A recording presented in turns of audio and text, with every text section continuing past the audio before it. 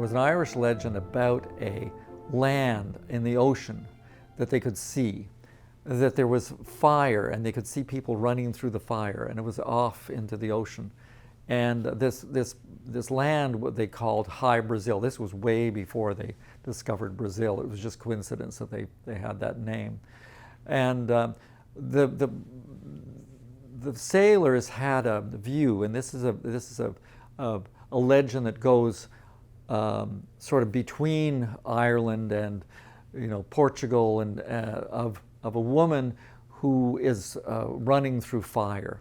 But the Irish and the Portuguese, different sailors had the same name for this woman, who is either Fata Morgana or Morgana Le Fay.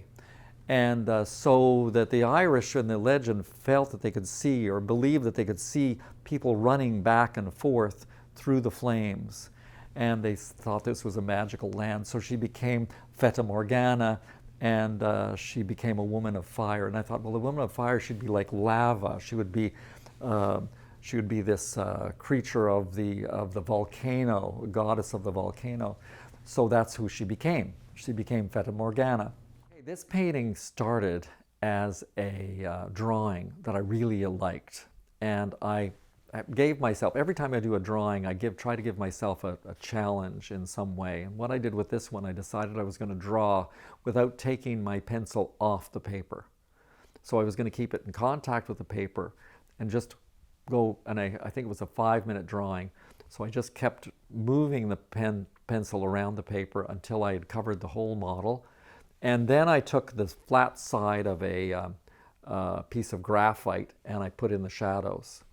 And I liked the drawing. I felt it was sort of sensual, and it had a lot of flow that I really liked. And I wanted to reproduce it and make a painting of it. So I started off by taking a cake decorator and filling it with paint. So I put the lines in, and then I wanted something where the graphite had made the shadows. So I had an old machine-made lace tablecloth, and I'd cut that up, and I applied that to the drawing so that I would have shadows. And that's basically the way I got that painting started. And then I started to paint on it. And as I started to paint on it, I didn't change. The first thing is, when I did the drawing, it had mistakes in it as far as proportion. There's slight imperfections, not major, but they're there. I didn't want to take those away because I felt that the drawing had sort of sensuality, and I liked the rhythm and the energy that was in the drawing, and I wanted to keep that in the painting, which is sometimes hard to do. So it was very important that I not start to modify it or correct if this breast was too high or the arm was too long or something. I didn't want to do that. I wanted it to be reproduced exactly that way, which is what I did.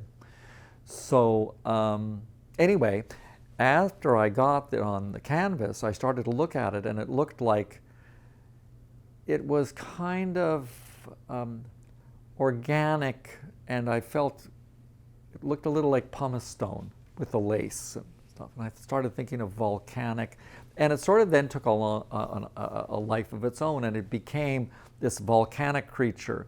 When I do a painting, I usually work at the frame at the same time. I like to do them together because I like the frame to somehow relate to the painting, but I also don't want it to take over too much, but I want it to relate some way. So I used to buy frames from framers, and I found that they really didn't help my paintings at all. So usually I spend a lot of time on the frames, but I build them as the painting comes along. So I wanted the frame on this painting to look volcanic.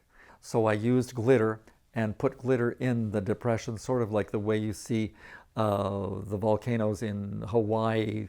They'll be dark and black, and they'll be sort of, you can see the glow from underneath, and that's the feeling I wanted with the frame. In the painting, she's depicted taking a rest between her running around through the flames, and it fit into some of the feelings I have about the Earth and how the volcanic episodes that the Earth has gone through go through periods of millions of years of not having much, and then all of a sudden having a lot, and then slowing down. So she's taking a rest right now. My feeling is that the Earth started off with less volcanism than we have, and that it's gradually getting more and more and more. And the Earth started off relatively cold.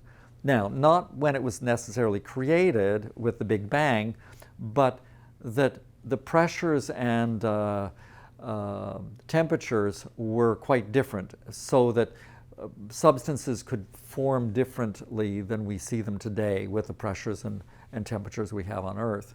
But as it started to form in the solar system, that's when it started to heat up. And it's been heating up through the action of the sun and the radiation from the sun, and that's one of the reasons it's heated up. It's also heated up because of the expansion that it is the Earth, as the pressure has been taken off and the Earth is expanding, as the whole universe is expanding. At least that's the way we feel that it's expanding. So as it's expanding, the friction and things that are happening inside of the Earth are creating heat. Also, as the Earth is spinning, there are different layers of the Earth moving, and the friction that's happening is also creating heat. So when we go through great upheavals, as we've done in many, many times in the past, as you can see from the rock formations and the formations of mountains and the formations of volcanoes and things like that, each one of these episodes gets more and more violent. So Fata Morgana is basically the history of how the Earth has had different volcanic episodes running through fire. And that is what's happened with the great dyings we've had. And so that's what that depiction is about.